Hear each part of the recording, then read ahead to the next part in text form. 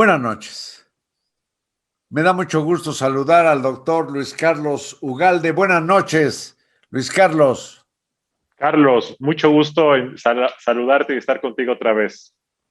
Pues el interés que tengo es que porque fuiste el consejero presidente del Instituto Nacional Electoral y desde hace varios años diriges con éxito Integralia y eres un experto pues en la materia. Yo quiero conocer tu visión a propósito de las elecciones que se avecinan y que serán no solo las más copiosas, sino las más complejas de la historia toda. ¿Qué es lo que piensas que son esas o serán esas jornadas? Pues mira, Carlos, todo el mundo lo dice, pero pues hay que decirlo porque es la verdad. Es la elección más grande de la historia de México. Y simplemente para dar una idea de lo que significa la más grande, significa que además de una elección federal para elegir a 500 diputados, va a haber 30 elecciones locales. En todo el país, salvo Coahuila e Hidalgo, que tuvieron elecciones el año pasado, va a haber otra vez elecciones. Prácticamente vamos a renovar a todos los congresos locales, vamos a renovar a todos los presidentes municipales, salvo dos entidades, y en 15 va a haber elección de gobernador. Nunca antes hemos vivido un día en donde se elijan tantos cargos, ni siquiera en 2018 cuando se eligió presidente de México. Y este hace que en términos políticos sea muy relevante. ¿Por qué esto ocurrió así, Carlos? Porque en los últimos 15 años empezó a haber una demanda que a mí me pareció una muy mala idea, pero finalmente fue una demanda política de pensar que entre más juntaras las fechas electorales y todo se eligiera en un solo día, los políticos iban a estar menos, digamos, menos distraídos, menos grillescos y se iban a concentrar más en su trabajo si todo se elegía en un solo día. Y bajo esa idea se homologaron y se homologaron fechas y fechas para que coincidieran y por eso es que ahora vamos a elegir a tantos cargos en esta elección. Esa es la magnitud de la elección de 2021. Esto que recuerdas de cómo se hicieron convergentes las elecciones en todo el país para distintos cargos, me parece que le resta, no sé, variedad a la composición política del país, porque cuando un partido avasalla, ocurría con el PRI o quizás con el PAN también, pero sin duda con Morena, pues entonces hay un movimiento reflejo para todo el territorio y entonces no hay esa variedad de opciones políticas que salpiquen el territorio de una manera que me parece que sería mucho más atractiva, sobre todo para la, pues, inclusive la convivencia social. Sí, tienes razón, Carlos. Cuando todo se elige en un solo día, es como si te echas un volado, y entonces cae águila y ya, ahí se decide todo. A lo que me quiero referir es que cuando las elecciones están dispersas a lo largo del tiempo, un partido gana hoy, otro partido gana mañana y de alguna forma se va renovando la baraja cada año.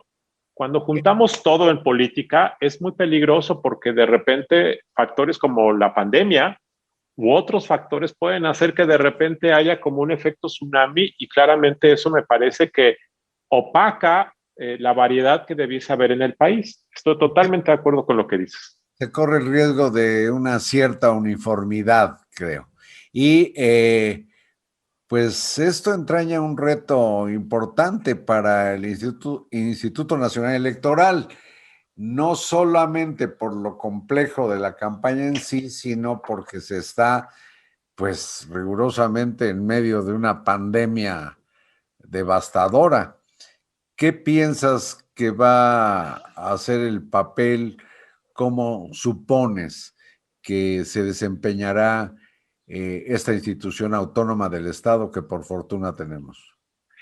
Mira, Carlos, la verdad es que yo creo que lo van a hacer muy bien. Siempre lo hacen muy bien y creo que lo van a volver a repetir, a pesar del desafío que es la pandemia. El año pasado ya hubo un mini ejercicio que fue las elecciones locales en Coahuila y en Hidalgo, que tuvieron que posponerse 2 meses, pero se celebraron y se celebraron correctamente. Yo creo que este año sí hay problemas de desafíos, por supuesto. O sea, tú imagina que la gente que opera como funcionarios de casilla son sorteados y reciben la capacitación por parte del INE en sus hogares. Ahora eso no va a ser posible o mucha gente se va a negar a participar por miedo al contagio. Pero la elección va a ocurrir dentro de 4 meses. Dos, todos los lugares de votación pues son escuelas al aire libre, la gente hace fila en las calles. Entonces yo espero que cuando esto llegue en 4 meses y si el INE pone cubrebocas y pone gel y se hacen filas con sana distancia, yo espero que este desafío se pueda resolver y yo creo que lo van a hacer bien. No tengo duda de que en la parte logística va a resultar buena la elección. Ahora, ¿tienes idea general, digamos, de cuántas posiciones de elección popular y cuántos electores participaremos en las elecciones? Pues mira, Carlos, son aproximadamente son cerca de 4,000 cargos los que están en disputa, que son diputados locales, que son presidentes municipales, 1962 presidentes municipales, son 500 diputados federales, son 15 gobernadores, más regidores. Si tú Y todos calculas los diputados locales. y todos los diputados locales, que son aproximadamente 900 o 1,000 de ellos. Si tú calculas que vamos a elegir aproximadamente 4,000 cargos, posiciones políticas, pero que para cada cargo va a haber probablemente 3, 4 candidatos, depende cuántos partidos hay, pues tú vas a calcular que habrá unos 20, 25,000 o 30,000 personas haciendo campaña para esos cargos que van a estar en disputa. Y una población electoral de aproximadamente, estoy bien, como 90 millones. Así es, Carlos, efectivamente así es, y se van a instalar más de 160,000 casillas. Para darte una idea de cómo va creciendo, digo, ya vamos a empezar, la tasa de crecimiento de la población va cayendo, pero de todas formas es una cantidad enorme. Yo recuerdo cuando era presidente del IFE en 2006, se instalaron en ese año 130,000 casillas, ahora ya vamos más de 30,000 casillas que hace 12, 14 años. Entonces, sí es muy impresionante el desafío logístico, es muy impresionante el número de gente que requieres, pero pues el INE lo ha hecho muchas veces, así es que a pesar de todo creo que lo va a hacer bien. Cuando no se elige presidente de la República, a este tipo de elecciones le llamamos intermedias. ¿Qué ha ocurrido en las intermedias recientes relativamente que tú recuerdes y que valga la pena resaltar en algunos puntos? Mira, un primer fenómeno que aquí creo que no va a ocurrir es que las intermedias siempre han sido aburridas. La gente no les hace mucho caso. Pero creo que aquí va a ser diferente por el tamaño de la elección y por lo que está en juego. Pero en general, antes no había mucha atención y la participación era relativamente baja, quizá 40-45% del electorado iba a votar.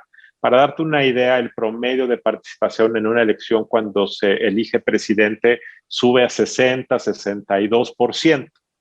Bueno, creo que ahora va a ser diferente. Dos, un fenómeno que siempre ocurre es que el partido en el poder generalmente tiene que pagar un costo. ¿Por qué? Por el desgaste.